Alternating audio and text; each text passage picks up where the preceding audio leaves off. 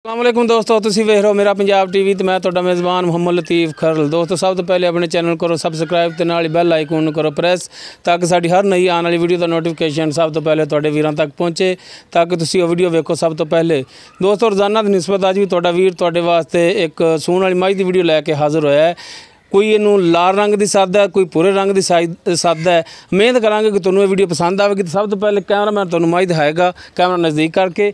बल्ला मत्था, कालियां सियाह खाने दियां, खुंडा सिंह है तो कद इहदा जिहड़ा कैमरामैन तुहानूं मुकम्मल दिखाएगा। साइड तो के दिखाया जी, यह मुकम्मल इसका कद है।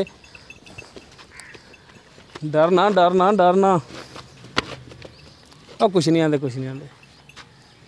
आ जाओ नज़दीक आओ, थान विखाओ इन्हें।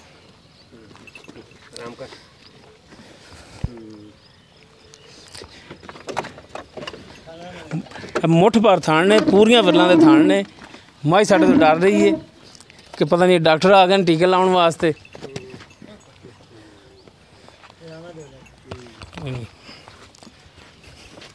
ये तो बन ही लेना सी, 1 मिनट बाई फिर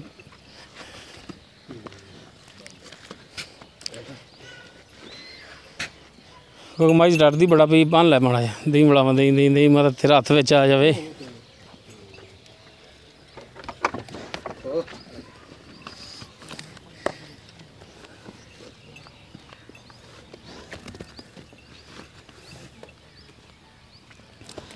अगे खड़ोई माड़ा जिहा बाई, इहदे अगले पासे खड़ो भी।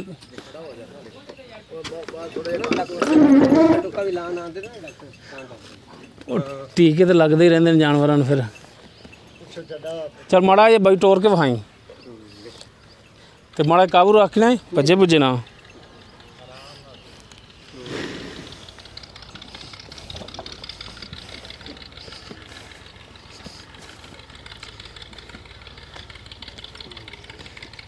और सब कुछ थोड़ी नज़रों के सामने।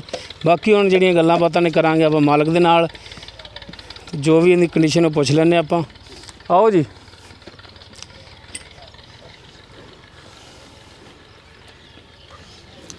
हाँ जी भाई जी, आओ। हाँ इधर ज़रा कुछ सीधे वो बन दे भाई। इधर साफ आ रहे नहीं तो इधर आ जाओ। अस्सलाम वालेकुम जी। जी वालेकुम अस्सलाम जनाब, की हाल जी? ठीक ठाक। की नाम की जी अपना? जी मेरा नाम खुदा यार है जी। खुदा यार यानी कि अल्लाह का यार है। हाँ जी, हाँ जी। माशाअल्लाह जी, बड़ी सोहनी गल है। अच्छा ये दसो जनाब मेरी कि जी ये मझ दिखाई आप किनवा सूआ ने सुना है? ਇਹ ਜੀ ਮੇਰੇ ਕੋਲ ਪਹਿਲਾ ਸੂਆ ਸੂਈ ਸੀ, ਛੋਟੀ ਸੀ ਘਰ ਦੀ, ਤੇ ਉਹਨੇ ਦੂਸਰਾ ਸੂਆ ਸੂਏਗੀ। दूसरा सूआ सुना है? ਹਾਂਜੀ। किन्ने कुछ दिन लै जाएगी? ਇਹ ਜੀ ਬਸ ਤਕਰੀਬਨ 2-4 ਦਿਨ ਲੈਗੀ। ਜ਼ਿਆਦਾ ਤੋਂ ਜ਼ਿਆਦਾ ਅਗਰ ਟਾਈਮ ਲੈ ਜਾਏਗੀ ਤੇ ਹਫਤਾ ਲੈ ਜਾਏਗੀ ਬਸ।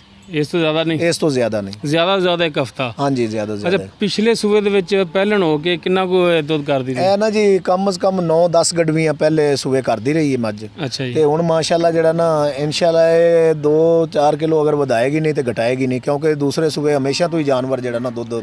अच्छा ये भी चलो माशाल्लाह बड़ी सोहनी गल की जी भी। चलो 9-10 ते 10 तो लंघे नहीं जे, नहीं तो बाद बंदे ऐसे वेखे ने को पहले सूबे आंदे साडी 14 कर दी रही, कोई आंदी 16 कर दी रही। नहीं नहीं ਜਿਹੜੀ ਗੱਲ ਹੈ ਜੀ ਉਹ ਮੈਂ ਤੁਹਾਨੂੰ ਹਕੀਕਤ ਕਰ ਰਿਹਾ ਹਾਂ। सही हो गया।